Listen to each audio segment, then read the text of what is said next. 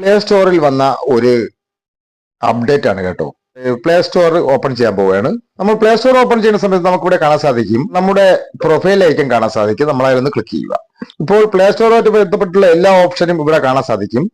ഇത് നമുക്ക് personalisation in play എന്ന് പറയുന്ന ഒരു ഓപ്ഷൻ പുതുതായിട്ട് വന്നത് നമുക്ക് കാണാൻ സാധിക്കും. സെറ്റിംഗ്സിന്റെ ഏരിയയായി അതാണ് ഇപ്പോൾ വാട്സപ്പിൽ വന്ന പുതിയ update.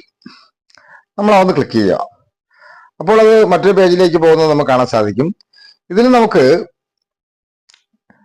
Other play personalisation option എന്ന് പറയുന്ന ഒരു ഓപ്ഷൻ കാണാൻ സാധിക്കും.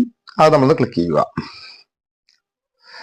അപ്പോൾ നമുക്കിവിടെ യൂസിങ് 1230 ഐറ്റംസ് എന്നുള്ള ഒരു ഓപ്ഷൻ, അത് നിങ്ങളുടെ ഫോണിൽ നിങ്ങൾ എത്രയാണോ ഉപയോഗിച്ചിട്ടുള്ളത് അത് കാണും.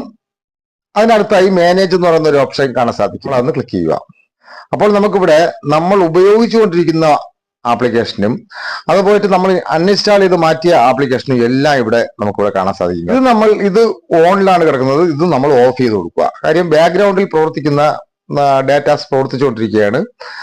അത് കാരണം നമുക്ക് എന്താണ് സംഭവിക്കുക എന്ന് പറഞ്ഞു കഴിഞ്ഞാൽ, നമുക്കിത് ഒരു ആപ്ലിക്കേഷൻ ഇൻസ്റ്റാൾ ചെയ്യുന്ന സമയത്ത് അത് സ്പീഡ് കുറയുകയും സെറ്റ് ഹാങ് ആവുകയും കാര്യങ്ങളെല്ലാം ഉണ്ടാവും.